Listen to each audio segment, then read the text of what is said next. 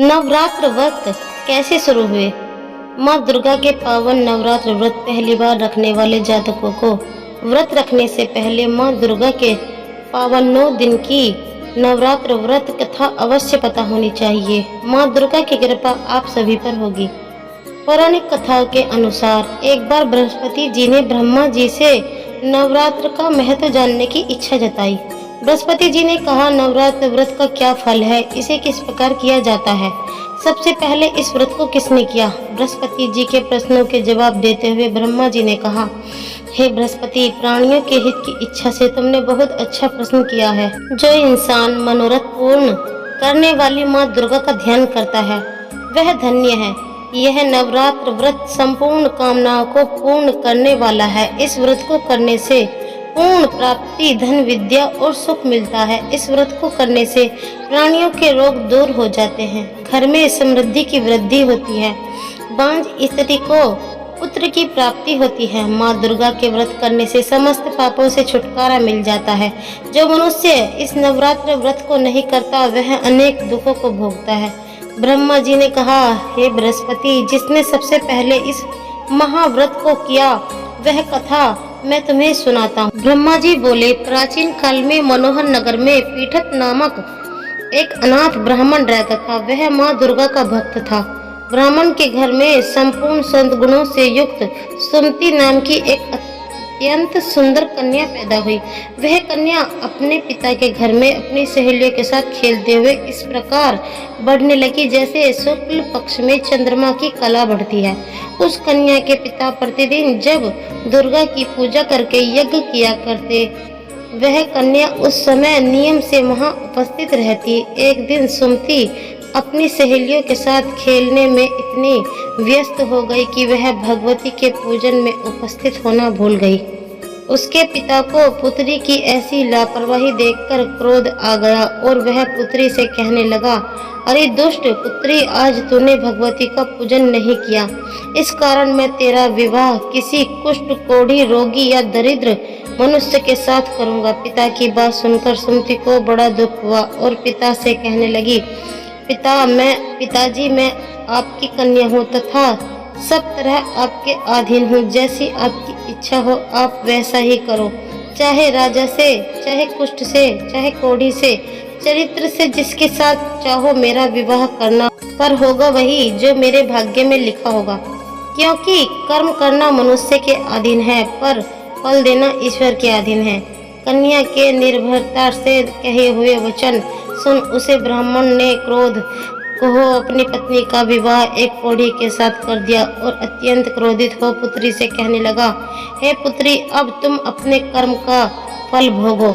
देखते हैं भाग्य के भरोसे रहकर तुम क्या करती हो। पिता के ऐसे कटु वचनों को सुन सुमति मन में विचार करने लगी, मेरा बड़ा दुर्भाग्य है जो मुझे ऐसा पति मिला। इस तरह अपने कोढ़ी पति का विचार करती हुई सुमति वन में चली गई और उस निर्जल वन में सुमति ने अपने पति के साथ रात बड़ी कष्टों से व्यतीत की। उस गरीब ब्राह्मणी की ऐसी दशा देख माँ देवी भगवती दुर्गा ने ब्राह्मणी के पूर्व जन्म के पुण्य कर्मों के प्रभाव से प्रसन्न होते हुए स्वयं ब्राह्मणी के समक्ष प्रकट होकर सुमति से कहा, हे ब्राह्मणी, मैं तुझसे प्रसन्न हूँ, तुम जो चाहे सो वरदान मांग सकती हो। ब्राह्मणी ने माँ भगवती दुर्गा का यह वचन सुनते हुए कहा, आप कौन हैं और यह सब मुझसे क्यों कह रही हो? ब्राह्मणी का ऐसा वचन सुनते माँ भगवती दुर्गा ने कहा, मैं आदिशक्ति भगवती दुर्गा हूँ और मैं ही ब्रह्म विद्या और सरस्वती हूँ। प्रसन्न होने पर मैं प्राणियों को दुख दूर कर देती हूँ, उन्हें सुख प्रदान करती हूँ। हे ब्रह्माणी, मैं तुझ पर तेरे पूर्व जन्म के पुण्य कर्मों पर प्रसन्न हूँ। मैं तुम्हें तुम्हारे पूर्व जन्म का वृतांत सुनाती हूँ, सुनो। तू पूर्व जन्म में निषाद की स्त्री थी और अति पतिव्रता थी। एक दिन तेरे पति निषाद ने चोरी की और दोनों को चोरी के कारण तुम्हें सिपाही ने पकड़ लिया और जेल खाने में कैद कर दिया। सिपाहियों ने तुझे और तेरे पति को खाना भी नहीं दिया। इस प्रकार नवरात्रि के उन 9 दिनों में तुम दोनों ने न तो कुछ खाया और न ही जल पिया। इस प्रकार तुम्हारा 9 दिन का नवरात्रि का व्रत हो गया है। ब्रह्माणी, उन दिनों में अनजाने में तुझसे जो व्रत हुआ उस व्रत के कारण पुण्य प्रभाव से मैं तुझे खुश होकर तुझे मनोवांछित फल देती हूँ। तुम्हारी जो इच्छा हो सो मांगो। इस प्रकार माँ भगवती के वचन सुन ब्रह्माणी बोली, है माता, अगर आप मुझ पर प्रसन्न हो तो मैं आपको प्रणाम करती हूँ। कृपा करके मेरे पति का कोढ़ दूर करो। देवी माँ भगवती दुर्गा ने कहा, पूर्व जन्म के उन दिनों में तुमने जो व्रत किया था, उसी व्रत में एक दिन का पुण्य अपने पति का कोढ़ दूर करने के लिए अर्पित करो। उस पुण्य के प्रभाव से तेरा पति ठीक हो जाएगा। इस प्रकार माँ भगवती के वचन सुन ब्रह्माणी प्रसन्न हुई और पति को निरोगी करने की इच्छा से जब माँ दुर्गा ने उसके मांगे वर को तथास्तु ठीक है ऐसा वचन कहा, तब उसके पति का शरीर भगवती दुर्गा की कृपा से कुष्ठ मुक्त हो गया। वह ब्रह्माणी पति को देख माँ भगवती दुर्गे की स्तुति करने लगी।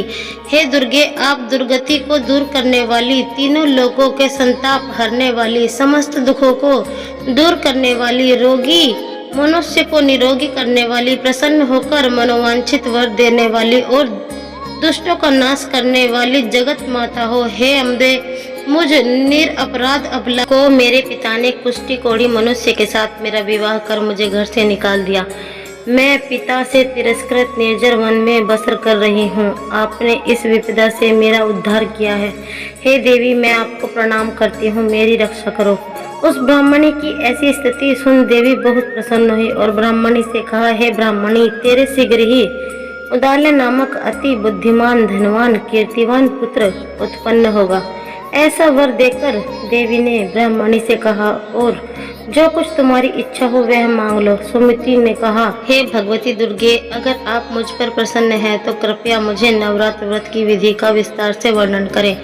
ब्राह्मणी के वचन सुन माँ दुर्गा ने कहा, हे ब्राह्मणी, मैं तुझे संपूर्ण पापों को दूर करने वाले नवरात्र व्रत की विधि बताती हूँ। चैत्र मास के शुक्ल पक्ष की प्रतिपदा से लेकर 9 दिन तक व्रत करें। यदि दिन भर का व्रत न कर सके तो एक समय भोजन करें।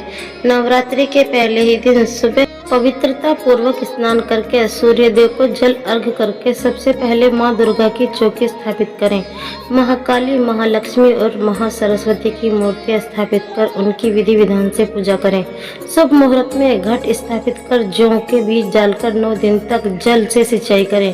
बिजोरा के फल से अर्घ्य देने से रूप की प्राप्ति होती है, दाख से कार्य की सिद्धि होती है, आंवले से सुख की प्राप्ति और केले से अर्घ्य देने पर आभूषणों की प्राप्ति होती है। इस प्रकार फलों और फूलों से अर्घ्य देकर व्रत समाप्त होने पर 9वें दिन विधि विधान से हवन करें। खांड, घी, गेहूँ, शहद, जौ, तिल, बिल्व यानी कि बेल, नारियल, दाख और कदम्ब जैसी विभिन्न सामग्रियों से हवन करें। यह सब करने से मनोवांछित फल की प्राप्ति होती है। नवरात्र व्रत करने वाला मनुष्य इस विधि विधान से यज्ञ कर आचार्य, पंडित या ब्राह्मण को अत्यंत नम्रता के साथ प्रणाम करे और यज्ञ की सिद्धि के लिए उसे दक्षिणा दे। इस प्रकार बताई गई विधि के अनुसार जो व्यक्ति व्रत करता है उसके सब मनोरथ सिद्ध होते हैं।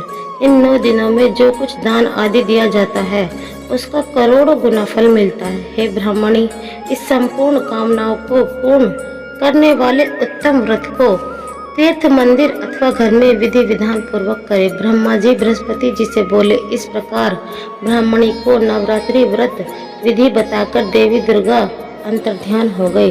जो जातक इस व्रत को भक्ति पूर्वक करता है वह सुख प्राप्त कर अत्यंत मोक्ष की प्राप्ति करता है। बृहस्पति को माँ दुर्गा के व्रत की महिमा सुना। ब्रह्मा जी से बोले, आपने मुझे नवरात्र व्रत का महत्व और संपूर्ण लोगों का पालन करने वाली माँ दुर्गा के व्रत के बारे में बताकर मेरा जीवन धन्य कर दिया।